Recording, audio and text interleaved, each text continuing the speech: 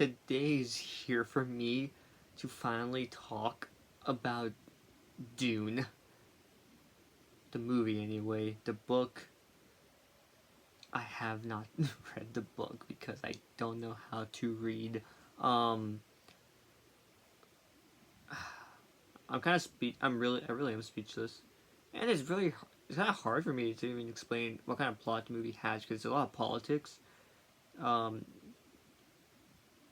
the gist of it is one house gets a planet that is has a lot of has a resource that is valuable to the entire galaxy, and then the all seeing ruler gives it to that house, and then the house that previously had control is salty, and that's pretty much all you need to know.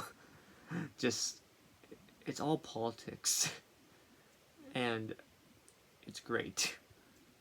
Okay, so in all seriousness, this movie's excellent.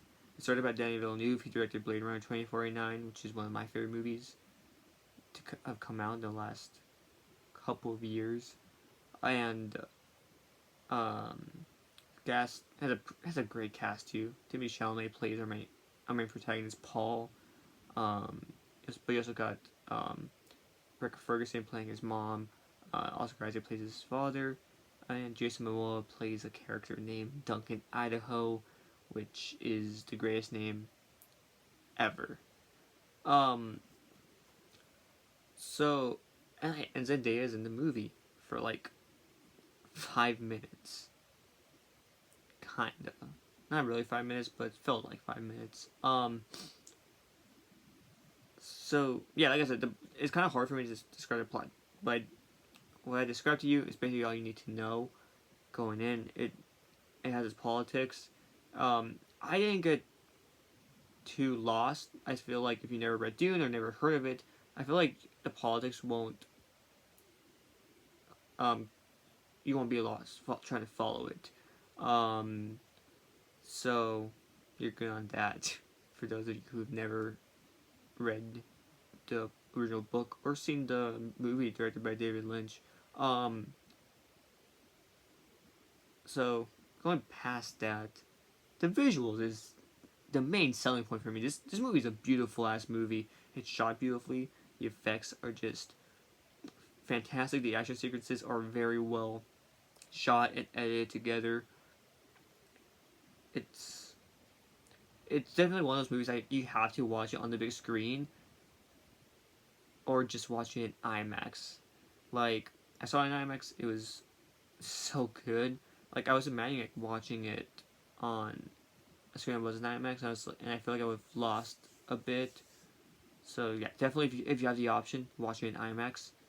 If you don't, still go on and watch it because I want a part two to this movie. Um, so yeah, that is a fair warning too. So this movie actually adapts the first half of the book, which hey, this still feels to me. It still feels like a fun, like kind of complete narrative for what it's trying to do. It's not the whole like complete narrative overall because it does end abruptly, and you do feel like oh, there should be more to this once that the ending does pop up. But as I was watching from beginning to end, when the ending happened, I wasn't disappointed. I was like, nah, yeah, that felt like a good place to end the story off. But I also do recognize that a lot of what I feel does like it all depends on whether or not there is a part two, which I hope there is, because I do know that technically Danny Villeneuve signed up for two movies that he proposed to Warner Brothers, but we shall wait for the box office to tell us otherwise, which it kind of worries me because Blade Runner bombed very hard, but hey, you know, I can't really see into the future, but yeah, overall, this movie's amazing. It has great the acting is great. The visual effects are amazing. And it's just the action sequences that there are. is fantastic. I think you have a good time. The movie, it it's slow. It has some slow parts. The beginning is pretty slow, I will admit. But for me, it's that slow build up, like Blade Runner. Blade Runner 2049 has its slow moments, but it doesn't feel. But it doesn't feel like it slows the movie down to a point where you want it to go on. It's slow in a way that's like, yeah, I'm okay with this kind of being slow. That doesn't overstay its welcome. It's slow for the purpose that it's trying to do for that specific scene or part of the movie, and the pacing picks up right after.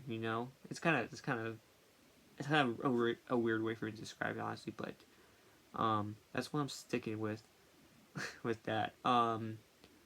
So yeah, go watch it. I'm literally gonna be telling everyone to go watch it because I didn't do that for Blade Runner, or at least at the time I did. It was just too late, and I'm so mad at myself for not campaigning for that movie. So I'm campaigning for Dune to make enough money for Warner Bros. To make a part two.